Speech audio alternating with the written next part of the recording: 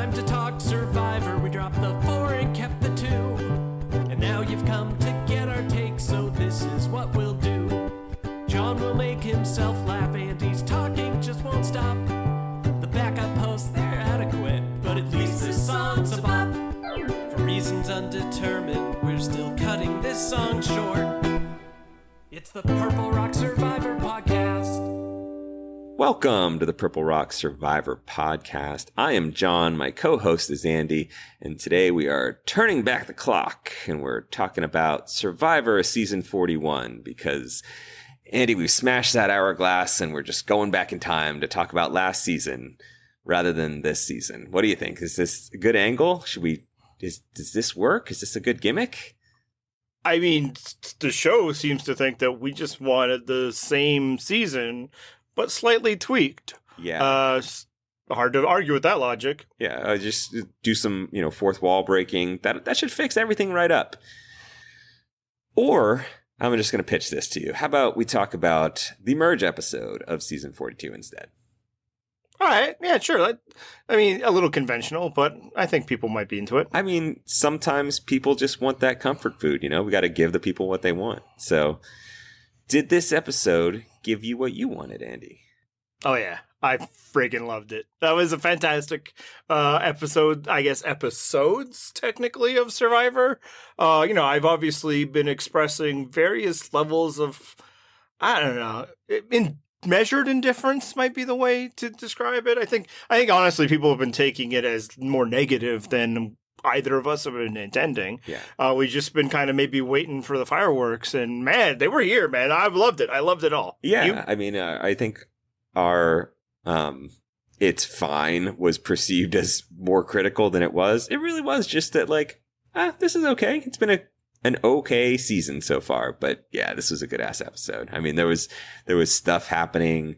It was actually so good that I managed to forget that a lot of the first half would probably be a waste. And really, looking back, a lot of it wasn't a waste, because I mean, what they did this time was they just focused on the relationships that were being built among these people that are meeting each other for the first time. And that's useful information, right? If you're a viewer of the show. So it didn't feel like, everything we're seeing right now is going to be completely eliminated when Rocksroy inevitably 100% smashes that hourglass.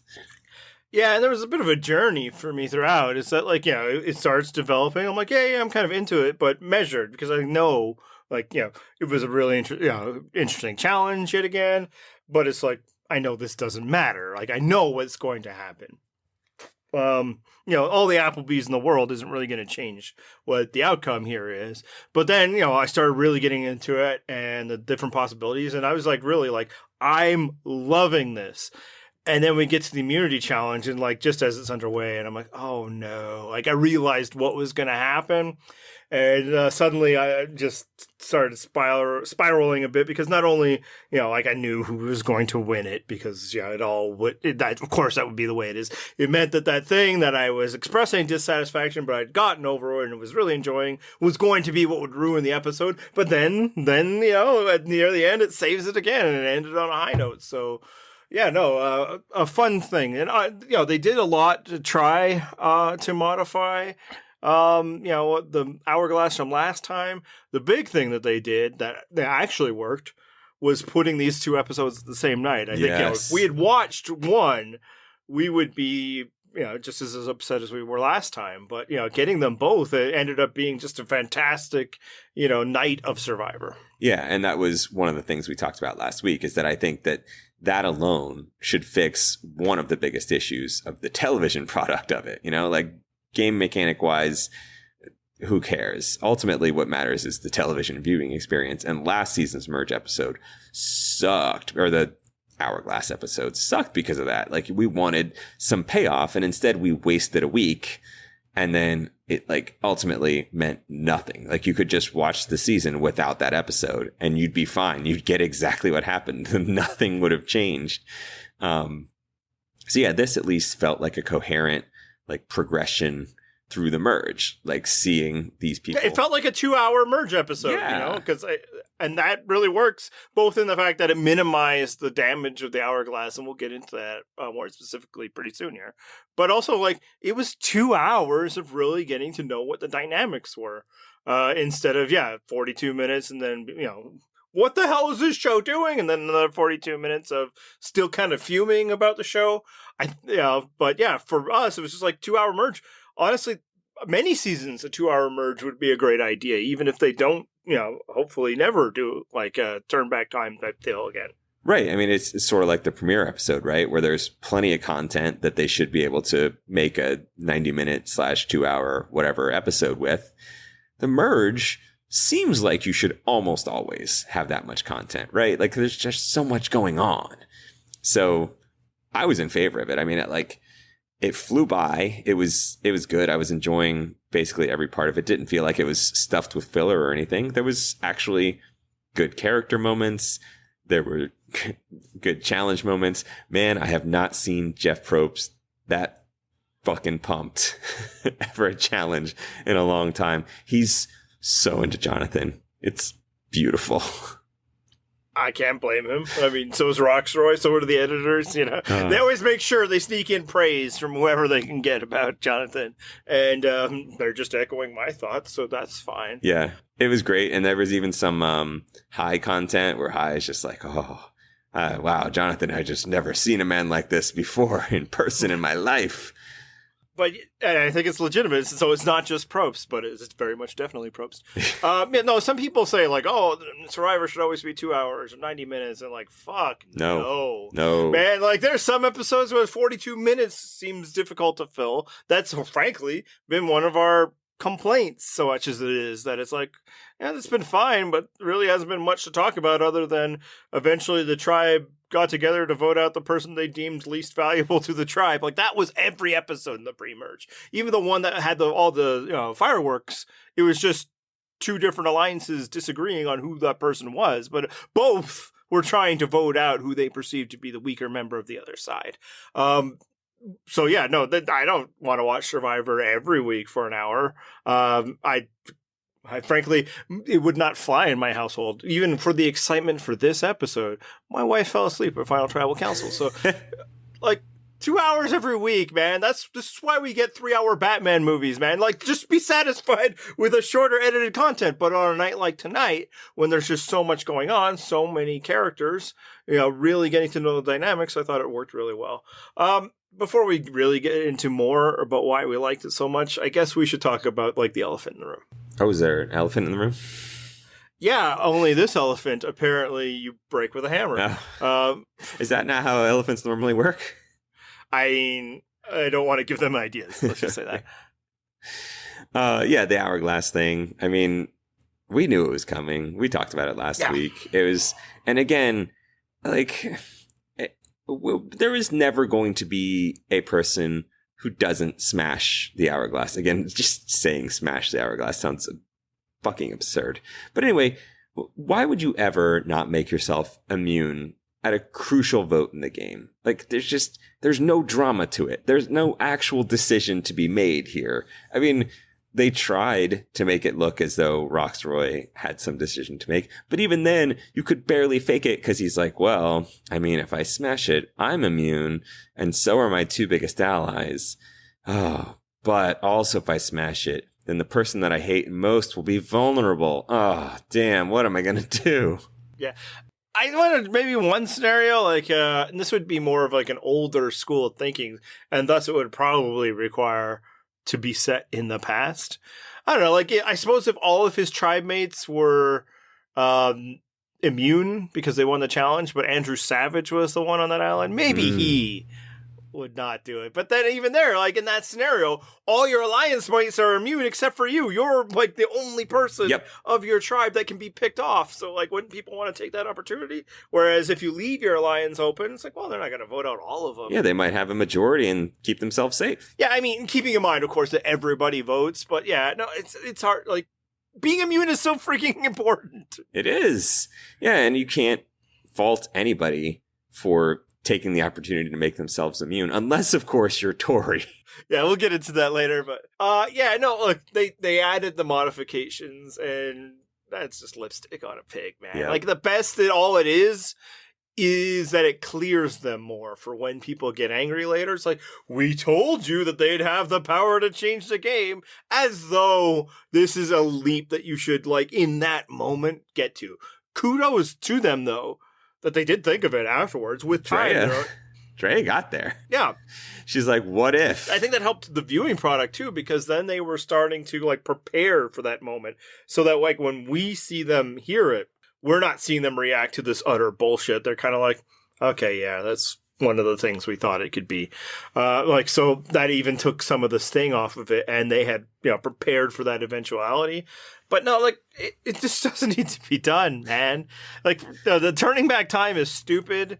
Both, like the analogy is stupid. The fact that, the execution. God, there's like a literal way to turn back time with an hourglass.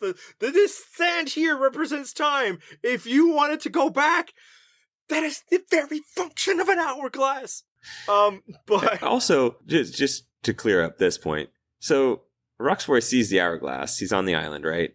And then he's talking about all these. He's like, oh, I was testing it and stuff. It's like, what exactly were you doing? I wanted to dig a little deeper on those questions. Like, hang on a second.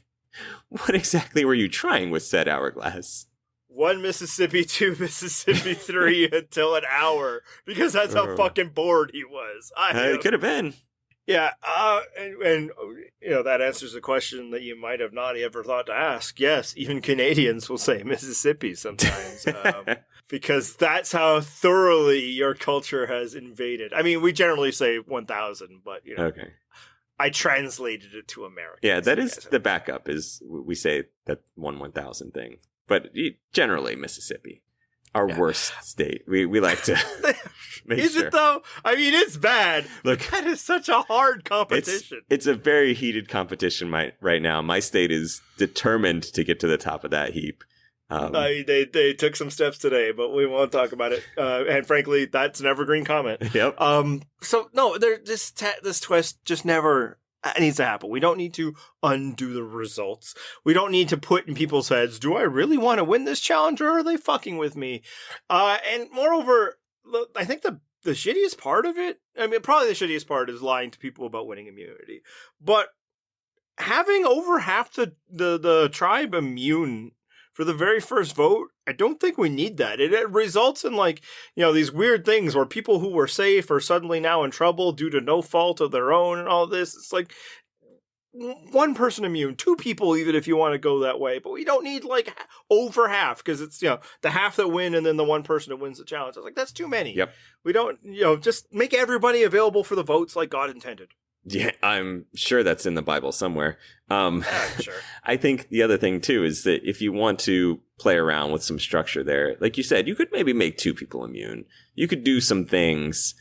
I don't think they even necessarily need to be done. Or, you could break it up in some way. But the thing is, if you're going to break them up, half to this side, half to that side, make them both vote somebody out. That's the move. But also, you don't want to get 2 merge boots at the same time. So really, they're just fucking with something that didn't need to be fucked with. It was fine. Yeah, no, we don't need to introduce swap skirt to the merge. Right. That. It's honestly often one of the worst parts of Survivor. And for many years, it was a necessary evil just to keep, alliances from forming on day one that carry through the game. That's very boring. But it always, is fairly unfortunate for the people who find themselves in that position. We don't need to do that here, because, in the end, the person who went home this week, as well as the time they did it last year, was otherwise no danger of going home until all of a sudden the options shrunk to nothing. And it's just there were so much interesting things going on that we didn't need that, so. And that person that went home was part of one of those day one alliances, actually. But that, of course, got supplanted by a much larger Merge Day alliance. I mean, and she was part of that too, right? That's true. That Big 8 alliance was her until, she kind of decided it wasn't her, or at least the people in it also decided that. What did you think about that? I mean, the the group forming the large alliance. Yeah. Yeah, I mean, I generally hold the theory that any plan is good if it gets you through the first vote or two. I mean, that's all I'd say that this is. It's kind of like last season with all the black players coming together and like saying, you know, hey, let's protect each other. And they made it as though it was going to be a long-term alliance, which ultimately it wasn't. But it did help them all stay safe briefly before they ended up breaking apart and going their separate ways. Like, this is the merge vote is such a massive unknown. Like, just get yourself through that first vote or two while like the chips are still falling, right? And then once everything's in place, fine. Then you have time to move around. But just hide. Really, that's the move. Hide. Don't get voted out then, because, you know, targets are going to move very quickly. See, I liked it because of how proactive it was. Actually, I loved everything about it. It's probably my favorite thing about the entire episode was this, because, you know, despite the size, you know, some people are alarmed. They're like, how are you going to have an alliance that big? Don't worry about it. So you're not a size queen, you're saying? Yeah, this is like Chris Noble bringing people to the water well for strategy sessions. Yes. So it's that big. But it's honestly, don't think of it as an alliance. What this is like a big 8 detente. What it is like the power players in the game said, you know what? We don't have to do this now. We can finish what we were doing before and, you know, protect each other. You know, we all know that we're gamers here, or, you know, in some cases aligned with a gamer here. We don't need to start the shooting now. And that's what I've wanted out of Survivor for so very long now. Yep. You know, this was a thrilling thing about Winners at War with, you know, Tony figuring out the lions and the hyenas and stuff. It's just like, too often the bigger threats, who are usually, for myself, the more interesting people in Survivor, just like sign off on their own, you know, like destruction, right? They just agree to the terms that we must go after the most threatening person. And it's like, but that's going to be you soon. And so I liked that they said, we don't need to do that. You know, there are these, you know, 2 to 3 people out there that, like, you know, we're already, you know, hanging by a thread. Let's cut that thread first. And, you know, do I believe that they will stick together? Of course not. 8 is like the size of some merges in the past seasons. Like, that's not it already hasn't stuck together, in fact. But just like, we're not going to go big game hunting yet was just, you know, just everything I want, but also just struck me as like really, you know, good, strong outside of the box thinking. Yeah. And really, I liked one of the little wrinkles that I liked was that as they're coming together, right? Because every tribe is coming in, same number of people. Everyone that's joining up into this, you know, Avengers squad here, they brought someone's name in that they're like, now we're good with getting rid of this person. You know, it wasn't just like, oh yeah, we're done with this alliance. They came in and they're like, okay, we're gonna give you something, and then the other tribe would come in and say, oh yeah, okay, well, just so you know, if it's one of ours, it's, you know, it's Chanelle, it's Tori, it's whomever. Like, they had names that they were willing to part with. And I like that about it. It was, you know, as you said, it's sort of like, here's our pawns. We'll gladly get rid of those. And then, you know, when it's time, we'll go after each other. That's the fun of it. Yeah, and I think they also did a good job of like forming the cross tribal alliances, in that it wasn't just like, hey, you join with like me and my 4 buddies over here. It was like, who do you got with you? And it was like a lot of balance to it. So, I mean, which of course leads to a big number, but also I think led to people wanting to agree. And obviously some of what helped was also some of the, you know, manipulations the show put in there, right? Hai wanting to work with Drea and Lindsay because of, you know, their Amulet Alliance, right. People knowing who has idols and such, you know, wanting to team up. So those, you know, those little things probably led to this, but also like you did have like Hai voice it that is like, I don't want to go after Jonathan. I don't want to go after the people that are strong because I consider myself one of those. And it's like, yes, thank you. Just as like it could be frustrating that like in the beginning of the game, women are so frequently ready to sign off on the idea that we must target women because they make us weak. And, you know, at the beginning of the game is the only time when, you know, there's obvious balance in that. Here, you don't need to sign off it. You don't need to let the weaker players, you know, you can decide how to define that yourself, skate through the game because you're like, oh, they can't win. It's like, well, but they can go farther than you guys if you keep voting each other off. So it's like, I'm all in favor of, the big game. Instead of hunting other big game, you're supposed to pick off the prey. That's how I think nature works. But can we circle back for a second to the fact that actually, it wasn't even just High. It was both High and Tori were both basically like, well, if Jonathan's gone, I'm the big challenge threat out here. Like, I want the self-confidence that these people have. Where does that come from? It also comes from the fact that there really isn't a second place to Jonathan. For sure. Yeah. But I love the injection of themselves as that second place. As the clear, it wasn't even like then it's an even playing field and I'm definitely one of the, like, no. If it's not Jonathan, it's me. I don't think the other people would view it that way.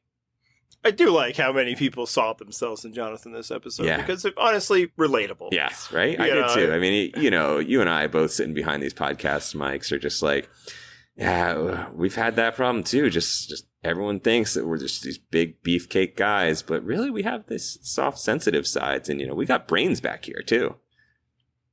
Yeah, no, I mean, it's tough. Like with inflation and what that's doing to like pricing, it is hard to get my 18 eggs in a day. Yeah. I'm putting those eggs into the blender and I'm thinking, man, supply chains, right? And like Bitcoin, you know what I'm saying? Who doesn't? Right. Yeah. But I like that, right? Instead of being all like, oh, I'm so scared of this guy who Modern Survivor tells me is probably not going to be tailored to all of these challenges. They're like, no, he's somebody I can use. And instead of handing the game to like the hyenas, as Tony suggested, let's thin out the herd a bit. Now, for the other side, like I can't fault like Romeo or Lydia for not going for it because they're the precise kind of people who benefit from this, the traditional Survivor tactic of, hey, nobody's coming after me now. I made it to the merge. This is my time to breathe. Let's get rid of, the cut off the tall grass. So I understand where they're coming from. I'd even say maybe they're not wrong. Like, if Jonathan goes on to win this, people are going to feel pretty dumb.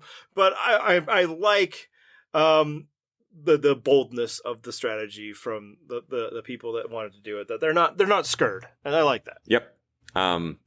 It did seem kind of early to think of Jonathan as a shield, and it is interesting too. It's almost like you can see that at some point they will all say like, oh yeah, we have to get rid of Jonathan because he's a big challenge threat.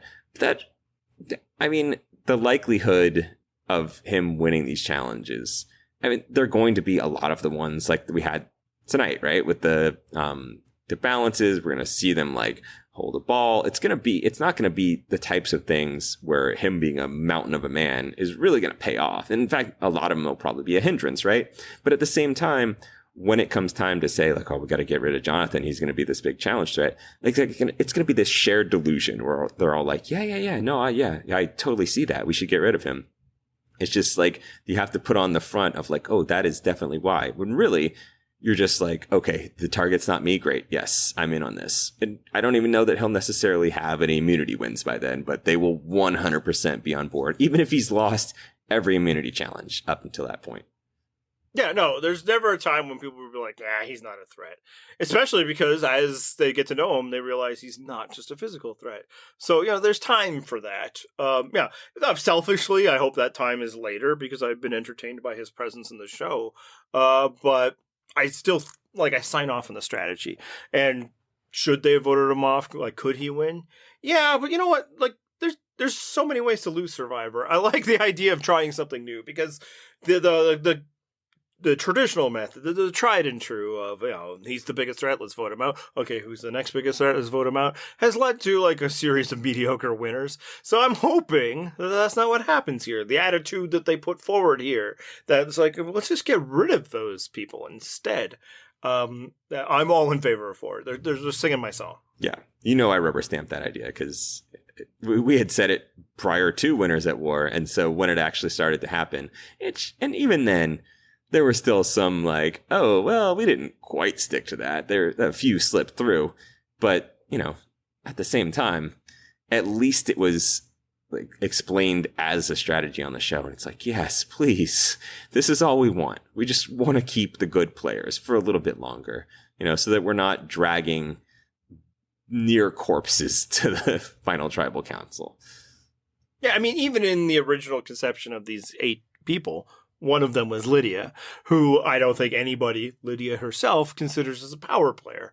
But, Hai wanted her there.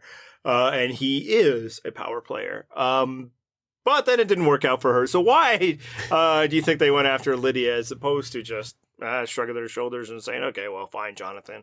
Or, trying to take out Marianne? It really seemed like that just flipped so fast. And we'll get to crediting Omar later. But just, it seemed like she didn't really do much. She was fine. But then the fact that everyone was... Well, not everyone, I shouldn't say that. There was clearly some votes being thrown all around at that tribal council. But the fact that people were so quick to be like, oh, yeah, I could see it being Lydia, despite that earlier conversation about their Big 8 alliance and Hai saying, I would have gone to Rocks for her, all these sorts of things. Like, man, didn't it feel like that was such an easy flip? Yeah, I mean, honestly, that's one critique, I suppose, of the episode is despite how much depth they gave us of the forming relationships and the forming of this alliance and some of the other stuff we'll talk about later, is like, there had to have been more. Like, how did he do this? Like, I would have liked to get a little bit more out of how Omar does it. 2 things. Maybe it was that quick. And that could just be a commentary on how fast these things can move in Survivor. And then other parts, of course, is just traditional that Survivor does like to obscure the outcome of the episode. That is how it's structured.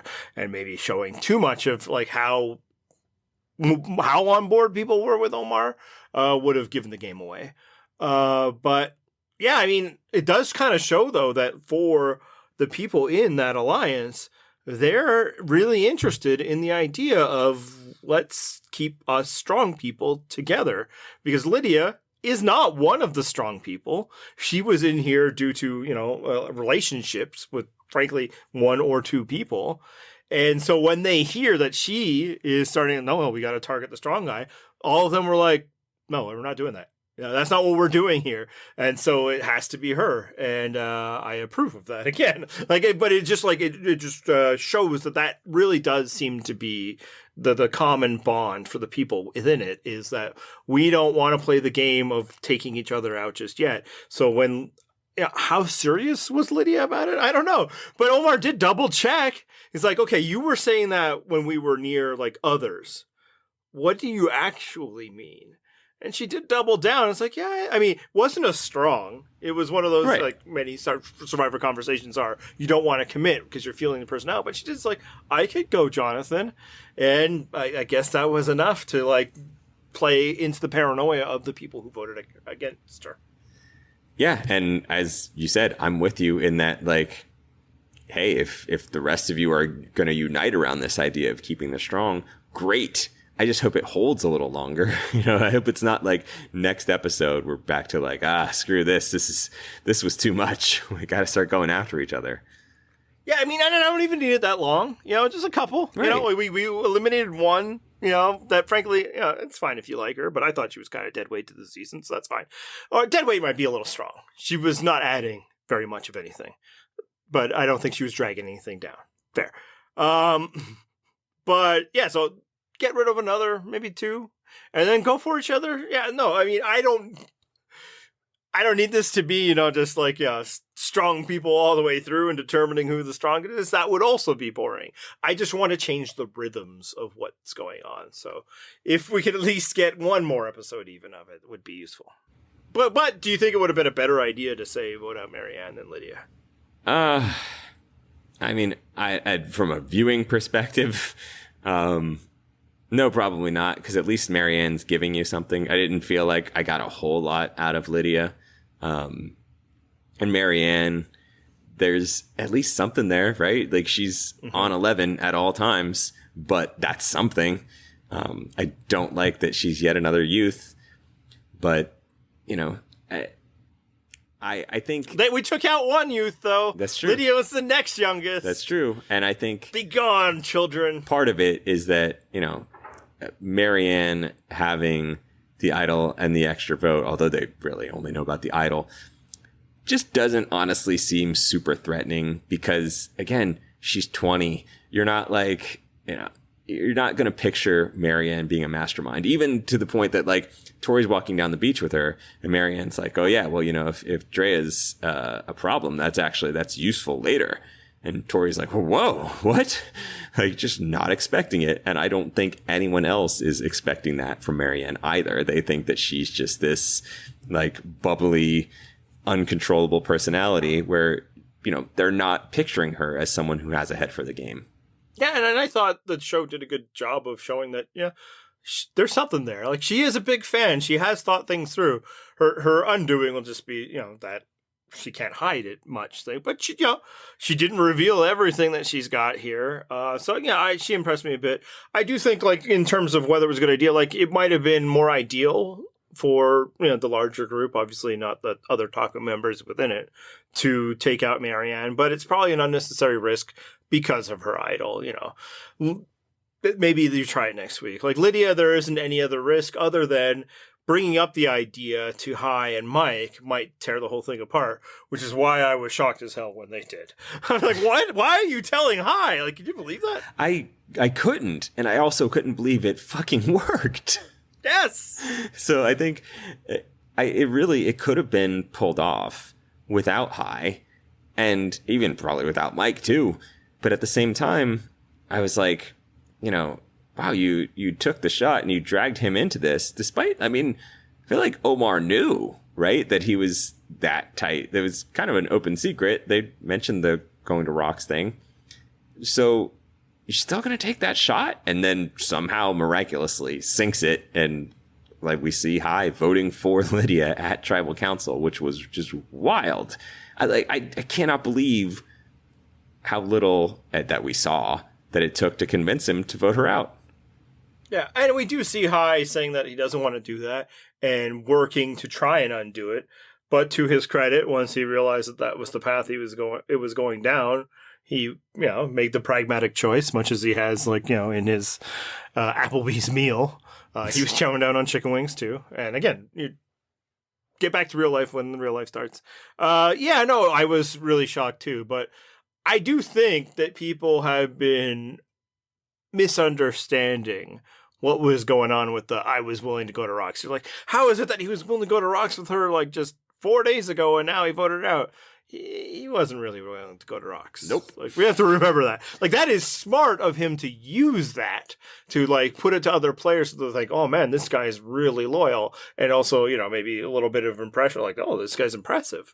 But no, like he was told before he said that his competitor was not willing to go to Rocks. So it's like, oh, you're not? Well, I am. Da, da, da. And now, he gets to say I was willing to go to Rocks to Lydia. But if Daniel had shown any backbone in that, Lydia probably would have been gone then. So it's like, in the moment, it was very surprising. But I do think we need to recalibrate just how important Lydia was to Well, Hai. regardless of that, though, like the fact that she was his number one was not a lie. Like, she was legitimately his strongest ally from day one.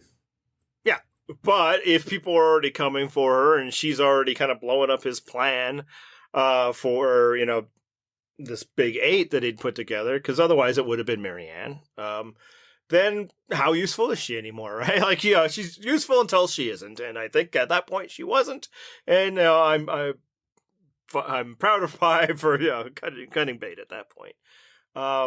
What more impressive though was Omar. Far more. How? He didn't even have a vote. And that's yet another reason to be impressed with him, right? Like, I loved watching how well he handled finding out that he lost his vote. He's just smooth. They bring up that Chanelle lost her vote, and you can see a hint of recognition on his face because he knows what that means, but just continues on the conversation. And then quick cut to the confessional where he's like, oh shit, that means I lost mine. Like, just played along, did not show his cards in any way. Like, I did not expect this of him. Like, he's just, that alone made me think like, oh, I think I underestimated Omar. That was pretty good. Well, I think he used that to his advantage. I think he did too. Because you see it in the conversation with Lydia where he gets her to, basically, get herself in trouble, although she's not realizing she's doing it. It's like, I don't even have a vote here, so I don't have an opinion. I'm just, listening and all that, but the decision's going to be other people's. I don't get to make a decision. And I think that, gave Lydia some comfort to speak with him. I think it gave him purchase to be in conversations where people might have otherwise been a little more weary, but they're like, well, what's he going to do? He can't even vote. Turns out what he can do is so much. He can control so many votes.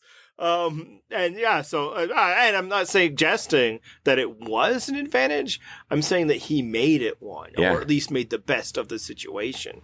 And I do like his reasoning even for, it's like, no, I don't want it to be Marianne. I want to have access to those things she has for at least a little longer. Because, while Hi and Mike and Lydia will be like, oh no, we got to get rid of Chanelle. And Rocksroy and Drea, or pretty much just Drea for Rocksroy. He wasn't there. And Romeo wasn't part of these conversations much, and we'll get to that. It was like, oh no, Tori. The others were like, well, if it has to be someone, it's Marianne. But they weren't giving her up very much. And then when it comes down to it, Omar's like, I'm going to save her. And I was like, you're doing too much. Your job is to save Jonathan. And instead it works. Yeah, I mean, and he put in a lot of work for that payoff. Although based on the personal content that he gave, I guess putting in a lot of work for an eventual payoff might be his thing. He was working. We saw cuts to him talking to damn near every vote that he would need to make it happen and just pitching the cases. And then again, like, the balls to go to Hi and Mike with that plan. I mean, I was impressed. Just the execution, like the way he recovered, the way he took that lack of vote and just worked right around it as though it wasn't a big deal at all. Well done. I mean, really, I just did not think he had that in him. And you see the freedom that happens when you have immunity, and I suppose it's the counterpoint of like, hey, so many people had immunity, maybe they're willing to do more interesting things. I still don't think it's a necessary part of this game. Yeah, and I think you said like you didn't even need to go to Hi and Mike. Actually, I think he did when you think about it, because again, he does not have a vote. It only seemed like a blowout, and thus their votes weren't useful because the other side was weirdly splitting votes, which was bizarre. I guess we'll get to that later. But man, unexpected. So, I mean, clearly they're doing that believing that like Hi and Mike are on their side and stuff. So I do think actually that they were necessary. And by doing that, it does solidify at least the potential that the alliance that I'm so excited about has a chance to move forward for the short term. Because, he did not blindside them. He brought them in and, heard them out. And then eventually, they made the decision that they were going to make. So, high marks for him, player of the game or whatever. The week, as it were. Maybe I was saying. Oh, you're really just projecting. He's your MVP right now. He's your Jokic. I mean, you don't know that I haven't been able to turn back time from the future and know the results. Oh, that's true. I mean, hey, let me know who won the MVP in the NBA, by the way, if we're turning back time. It's a tight race. Jokic won. There we go. Spoiler alert. Time to go to Vegas. But yeah, I mean, my powers of knowing the future is what let me know during the challenge that Tori was going to win. And man, how bummed were you when you realized that was going to happen? When did you realize, in fact? So the thing is, obviously, I'd mentioned earlier in the season, she's the one player where I've actually been like, ugh. Like, I don't want this player on my screen anymore. Not because she's a villain. I don't give a shit. I'm fine with villains. But I got nothing out of her being on TV. However, and I was still rooting against her at the challenge, just to be clear. But at least I was amused in this episode at how poorly she was playing, right? Like, I liked her immediately blabbing that her alliance was willing to vote her out. It's just like, oh, well, just so you know, they were all coming after me. She's at this merge feast, right? And these all new people. And she's like, well, just so you know, they were more than willing to vote me out, which on the one hand, she's thinking, oh, this shows that I'm a free agent. I'll work with them. But she's not considering the counter to that, which is everybody now knows, oh, we can all agree on voting you out then. So it just wildly flailing play. I liked that she was messing with Rocksroy, and he was clearly extremely annoyed with her, and she just kept pushing to the point that Drea and Romeo are just like, really? Settle the fuck down. And then the coup de grace here is she acts so outraged that she's like, I gave Rocksroy this. We sent you there for this generous gift. We sent you this island. How dare you use the gift that we sent you for the island for? I am disgusted. Just quality content from a truly terrible player. She is the worst. Oh God, no, that was such a delicious scene. It was just like such perfectly self-involved, personified, just everything is about me, and no filter, no conception even of like how this would make her look bad. No, she just has no trouble showing her disgust with Rocksroy in, yes, again, we sent you there to get an advantage. Yeah, this is the advantage. Yeah, this is it. I used it. This is the thing. Thanks. You're welcome. Oh God, it was horrifying and amazing. It was. I mean, it's really like she chose to pick up Daniel Slack as that hilariously awful player, and now I'm actually fine with Tori being around for a little bit. I mean, yes, in that, she's so bad that it's entertaining, but no, in that, like, what I really want is to see her not be, like, to be eliminated, right? Like, that's what I'm rooting for. So yeah, I'm okay with her hanging around because as long as it doesn't take too long, that should be a fun thing. But like during the challenge, once I like, oh wait, that's why the show has been so fast and loose with letting us know that she's going to go, because she's not going to go. Ah, crap. And then I thought Jonathan was going to go for sure. So I was bummed during that because yeah, like, I don't know, just a couple minutes into it, like, oh, fuck, Tori's going to win this. But I was still hanging on to the point of like, yeah, I don't know if you're going to call her a good villain, but somebody's whose outcomes I am invested in. Even though I was certain that she was going to win, I was still like watching very intently, like maybe those things will fall. Please just get rid of this chick. I hate her so much.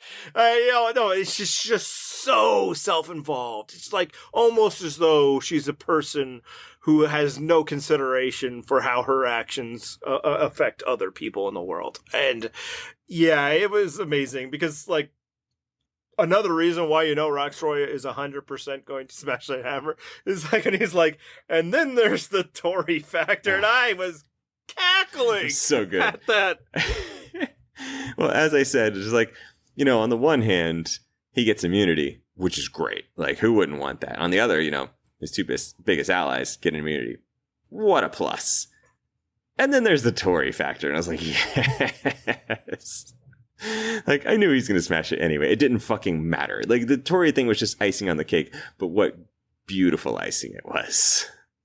No, just the very idea that, like, what if, like, the main reason he wants to do this is, I gotta get this girl out of here. I cannot have another moment. Like, she was there to help him with the limes, and she's just like, no, go away. I do not need you in my life. See, and I enjoyed that scene because well, I shouldn't say enjoyed it. Actually, it gives me flashbacks because it reminds me of like my least favorite coworkers who will just like pry about projects that I'm working on. Like, we're not fucking friends. Like, stop acting like we are just because you have some weird like work jealousy thing going on. There's like, stop. I don't want to talk to you. Go away. So I very much related with Rocksroy in that moment. Yeah, no, it was perfect. And just the continuing story of everyone hates Tori was just fantastic. I did like the one potential, the thing that was like weighing on Rocksroy's soul of like why not to do it is like, well, those guys won it fair and square. And this would be like a participation trophy. And like, if this guy doesn't do what he needs to do just because of his, sad boomer ethic of, anti, participation trophies, that would be amazing. This is something that like Survivor needs to do. It's like Mike, struggling with the idea of soccer. It's like, maybe we could just keep putting all these boomer traps into Survivor where they will act against their own self-interest just because they need to like show people what is truly important to them. Even though, of course, nobody else, no other boomers would ever do that sort of thing. And I say all this recognizing that Rocksroy is definitely Gen X. I understand. But everything about his vibe is boomer. It's true. Exactly. You know, there are some people who can transcend their generation. I think Rocksroy's got that. Oh, man. So, yeah, no, I loved their burgeoning hatred. Yep. I'm excited to see more of it. But, like, again, not too much more. I'm not somebody who needs that awful person to stick around. But, yeah, if we get another episode of everybody hating her and her failing, that'd be great. If she continues to skate by, though, like I frankly said she might like 3 weeks ago and still has, that will become concerning. Well, I think the thing that you kind of touched upon this, but like now there's actually some rooting interest, right? And that was one of the things that we were struggling with in the pre-merge is that, you know, it was like, okay, you're giving me two choices of who might go home. I'm fine with both of those. You know, it just doesn't drive. There's some suspense to it, sure, but there's not a whole lot of emotion to it. It's kind of like, okay, fine, either one of those, I don't care. Whereas now, like, if you get somebody that I want to root against, now it's more fun. Like, now I'm a little more invested. Like, oh shit, are we going to take Tori out this week? Okay, I'm into it. Let's do this. You know, that's something. That was what was missing, I think, from those earlier episodes. Because I didn't enjoy Tori, but it wasn't that I, like, wanted to root against her. I just didn't want to see her because she wasn't contributing anything. Now she's contributing something, and it's something negative that's fun to root against. That's fine. Yeah. No, I mean, yeah, I do think now I also have things to root for. Yes. Like basically the continued existence of this big alliance. And I'm actually really in the tank for High now. Like I have been all throughout, but this episode just continued it. Yeah, no, I'm really excited to see her go. I just don't want it to be like the pre-merge of Winners at War where they'd always set up like, here's your potential, somebody you really want gone, and somebody you really don't. Oh, it's somebody you didn't really want. Yeah. Like each time was happening. Every time. It was always Adam.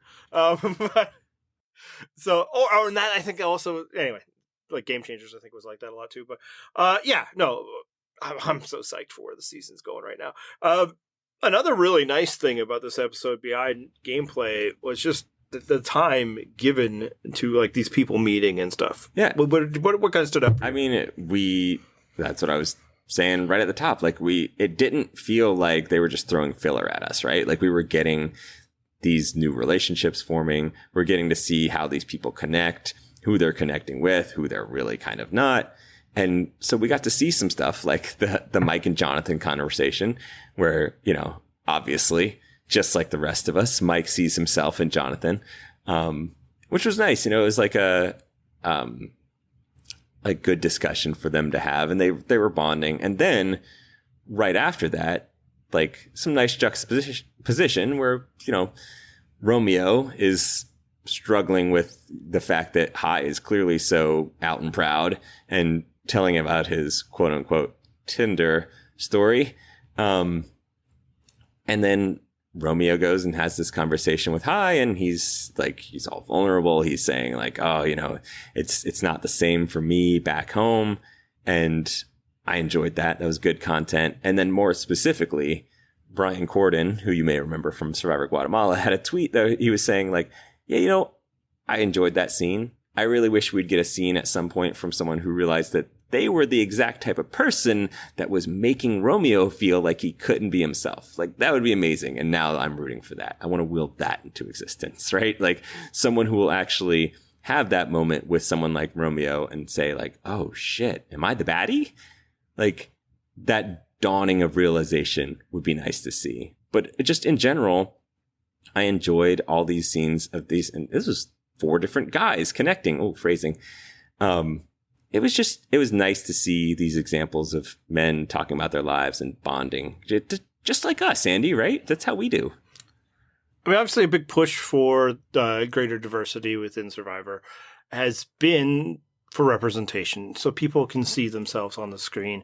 And obviously there's pushback against that from the worst places of the internet, and we don't need to give any of them oxygen. I think other people get to see it, and this episode was a great example of it, because when, you know, Mike and Jonathan are sitting there talking about how hard it is that everybody assumes that they're both strong and dumb, like, I feel like both of us felt seen, right? Exactly. Yeah. It was finally nice to just feel like there was some on-screen representation for us as, heterosexual white men. Finally, the podcaster point of view is out there. Just like everybody sees us and just assumes that because we're so strong. Yes. No, I really like that scene because Mike is straight. Like, honestly, all Mike's interactions with people throughout this episode is like, Mike when Omar was telling him about how, he's like, I'm a virgin. Well, that's great. Good for you. I mean, I kind of get it because it's like, what else do you say? How do you respond? What's the move? Well, how about that? Yeah. Hey, good for you, champ. You should probably try it sometime. It's actually really fun. But no, you do you. No, Mike is fantastic. I also like that scene because, it was like 8 different conversations happening in one space. Yeah, and we can hear people talking in the background, but the audio is quite isolated, really well. Just another symbol most people recognize that the Survivor editors are the best in the business, and that's why we always praise them. That was great. And then the High and Romeo stuff, because again, really well edited segment, because we see, and who knows if this is real or if it was put together. The effect is the same for us as viewers experiencing the story. We see Romeo watching and processing. Mm-hmm. And then we get to that. So that was really well done. Tears streaming down my wife's face. I'm sure if you and I were, capable of the full spectrum of emotion, we would have been touched in the same way. Phrasing. Yeah, no, that is a great part of this episode, is that not only do we see all these interesting different strategic wrinkles and, we see the bullshit thing that have to do with Rocksroy, but also, the beginnings of payoffs of these different advantages, but we got all these different real human moments. And even at the end at Tribal Council, the interaction between Drea and Marianne was kind of hilarious. I was like, oh no, we agree. No, we don't. No, we actually, but actually, no. I need to be clear, say that. We don't. Oh, it's like that. No. Drea's just she's like a robot when she speaks in these situations. It's is she just a person devoid of emotion in these scenarios? And the stark contrast. No, there's nobody who could be more opposite than Marianne. It was fantastic. I mean, really, you talked about, some representation. Just robots devoid of emotion. It's finally, it's our time. Drea, you are our queen. I'm so glad that you're on my TV screen. I mean, I don't know if many people can say that, when I hear people talk in a dull, calm monotone, I think of Purple Rock Andy. I don't think that's quite how I deliver it. Okay, true. I was specifically going for the lack of emotion towards. And I mean, also, maybe I could understand if you feel oh no, I can totally relate to someone who talks in a dry, measured tone. Your waveforms are so consistent. So crisp and clean every time. That's the NPR John. That's what we call you. But what was up with Drea and Romeo? What the shit was that? I mean, I feel like even early in the episode, we're still seeing them. They are tight, right? They're hanging out and they're shitting on the Tori harassing Rocksroy. They're clearly bonding. They're each other's number one. Was it just that once, it's big fish, small pond type thing, and then little fish, big pond? As soon as they're in that big pond, they're like, oh, fuck it. There's better fish out here. I don't know what happened. It just seemed like such a 180 where suddenly Romeo is trying to pick up Marianne as an ally, but not mention, Drea doesn't even say oh, I got Romeo, we're tight. She's like, I got Rocksroy. What? That's not your guy. You were actually trying to vote him out, weren't you? Isn't that what the Women's Alliance you were going to do with Ika? What? It's not Rocksroy, it's Romeo. That's your boy. What happened here? Yeah, isn't he the one who knows about your, at least some of your advantages or extra votes? I don't know. Oh no, the idol. He knows about the idol, right? He knows about both. He doesn't know about the amulet. Yeah.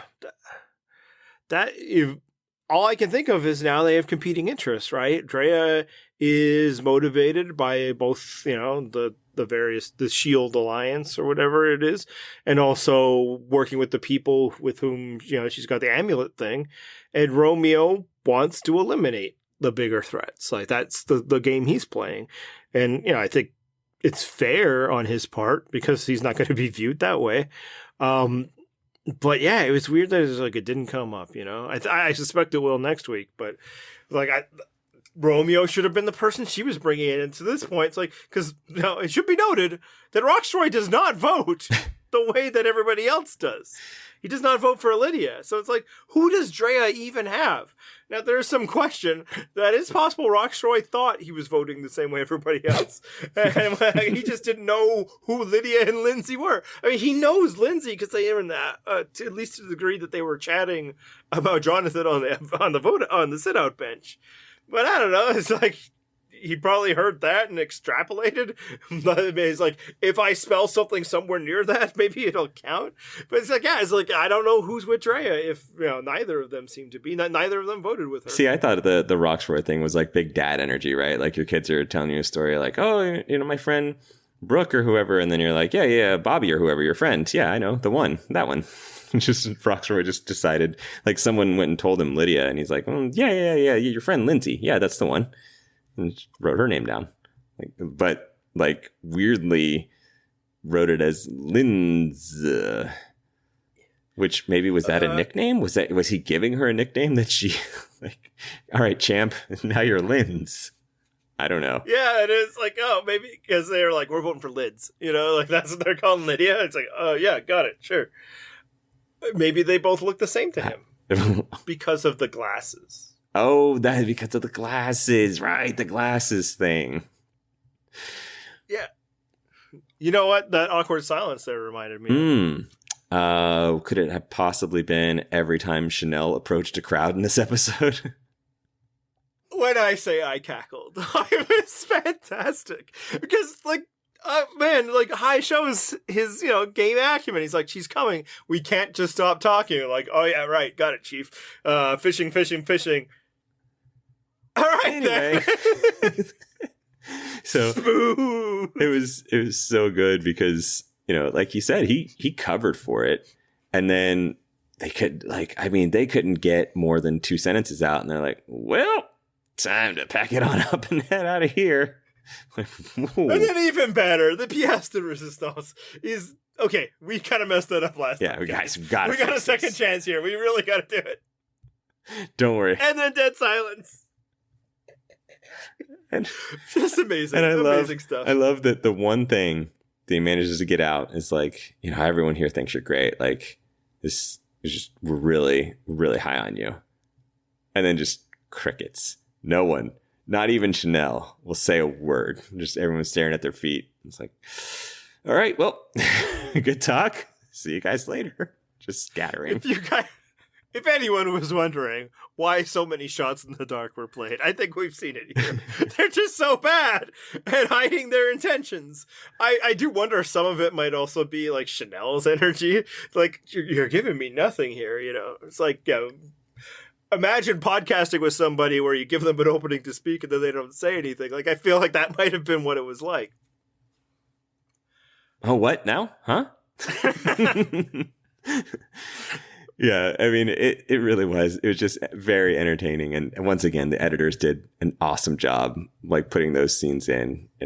Like I said, the episode did not feel like we had any content that was just shoved in. There were moments of levity. There were good relationships. There were, those nice character moments. There was a lot packed into this. And the Chanelle stuff was really, really good comic relief. Yeah, no, we were excited. We laughed. We watched people cry. It had it all. That's right. What do you think is going to happen with the season going forward? So, like we said at the beginning, I'm actually pretty encouraged now. I think there's some potential here for the players that I thought were pretty good in the early game. And then there's also some that are stepping up. I mentioned Omar earlier. I was really impressed by him in this episode. If we get more of that, I'll be thrilled. I'm kind of enjoying Rocksroy at this point because I feel like he is now just someone who exists outside of alliances, which is kind of entertaining. Like, you can have one of those guys and it's fine.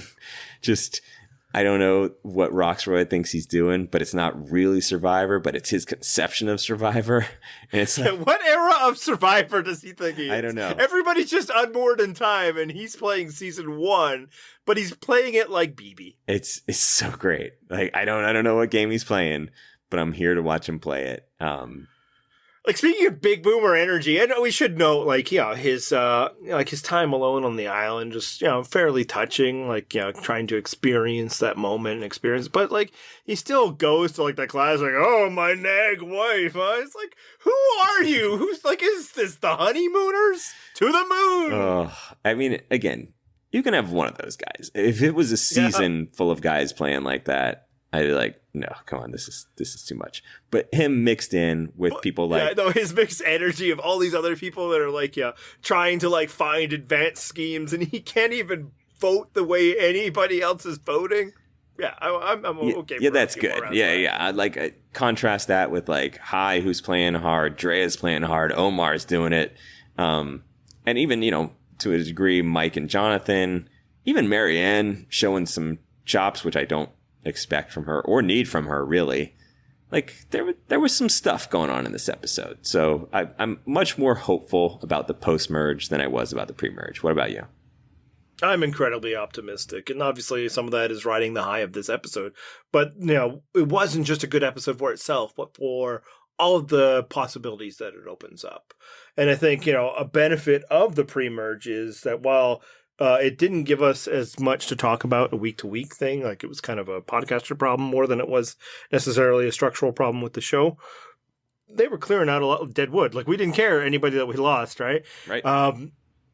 So I think that we have potential for a lot of different strong play from here on out, which is what that's what I watch this show. It's why we talk about this show for an hour a week, even though it's nowhere near the best show that we watch week to week, but it is one that engages all those. And I think that there's so many possibilities. I'm really starting to enjoy the characters more. Like, again, other than, say Tori, it wasn't that I didn't like any of them. It's just I wasn't strongly invested. I'm, an overdog rooter. I root for stars, right? I don't need to find those diamonds in the rough. Show me the good stuff. Is how it is. And, because it was balanced beforehand, I think there were fewer opportunities. But yeah, they're starting to step out. And what's nice is that I don't feel like it'll be a season where they're all gone and then we're stuck with like, maybe this one can stick through, but probably not. They'll be cut right before fire making. Like right now, it feels like there's growth opportunities for a lot of the cast. Not all of the cast. I'm not going to go crazy. I've been seeing some of that. No. There's still some, people to be cut out. There's still some chaff left. Yeah, but I'm excited for where it's at. I'm excited to talk about this season. And if you would like to talk about this season, you can, of course, do that on our website, which is purplerockpodcast.com. And if you'd like to talk to us individually, you can find Andy at Purple Rock Andy. I am, of course, Purple Rock John. And then the show is at Purple Rock Pod, where I do live tweeting every week. And then you can yell at me about fantasy standings, which we have a Survivor fantasy game whose standings will go up probably Monday. So, don't get too excited. Like it's been a busy week. So if you're waiting on fantasy standings, here's your breaking news. They're coming Monday. So, anything else that they need to know, Andy? I think Australian Survivor might have ended in the past week or so. Who cares? Yeah, just more thank you to the people that were providing coverage of that on our site. I believe we had like 4 people doing that or so. It's so good that we run this site we don't even know. We're like, there's like 4 of them? I don't. Who could? Well, I mean, that's what's good about it. They're completely independent and divorced from us. Like, you don't need us and our sneering indifference to the way other people in the world do things. We have dependable people who actually enjoy this stuff and interacting with other people who do. So, thanks for that.